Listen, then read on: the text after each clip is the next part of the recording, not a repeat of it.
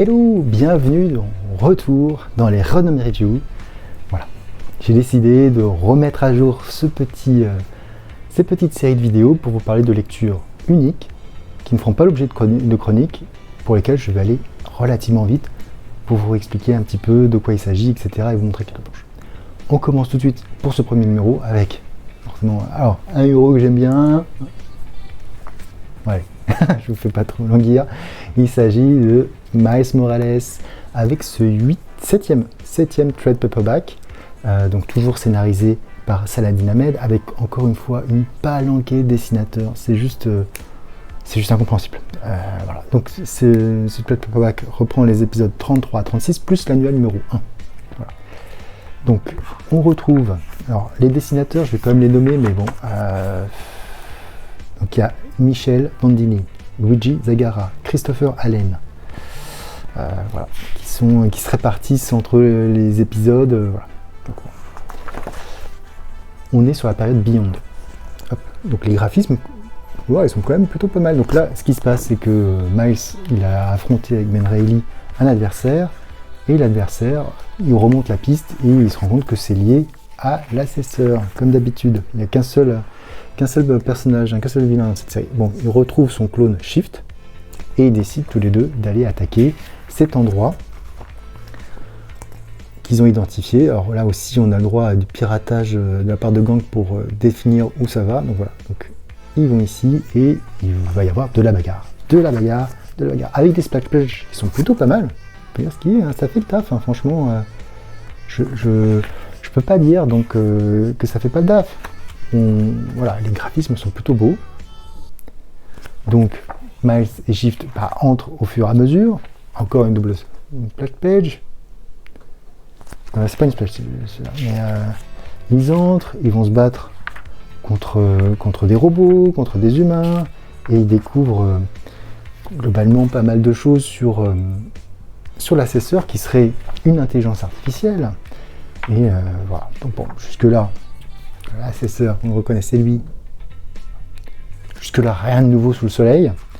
Sauf qu'à la fin, à la toute fin, je vais pas vous révéler, il y a quand même des plages. Bah ouais, ça fait le taf quand même, hein, au niveau du dessin. Faut le dire. Mais le problème, c'est que à multiplier comme ça les splash pages et surtout les affrontements, bah, ça raconte pas grand-chose.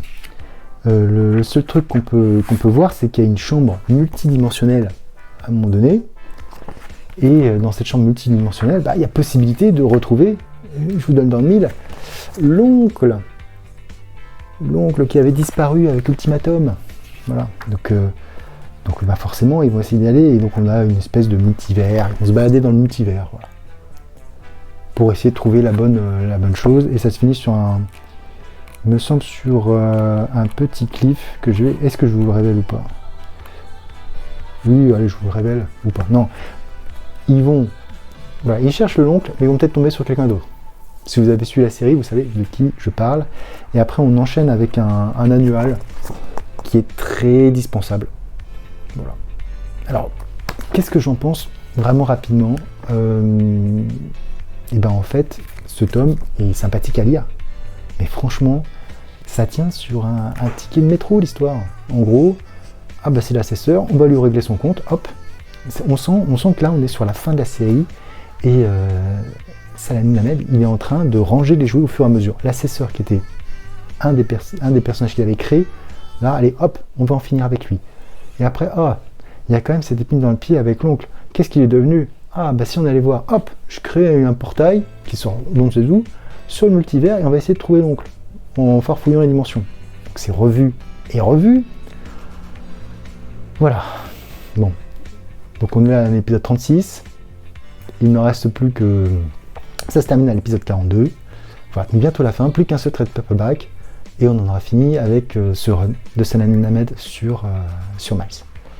Voilà, c'est pas le meilleur run, il n'y en a pas eu beaucoup non plus, à part Bendis et lui, on verra le remplaçant, d'accord, ce que ça peut donner.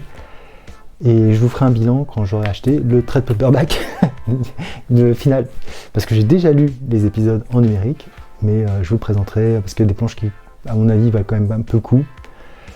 Des choses aussi qui m'ont un peu gêné, et on fera peut-être un peu le bilan de cette ère Saladin Ahmed sur Miles, ce que ça a apporté, ce que ça n'a pas apporté.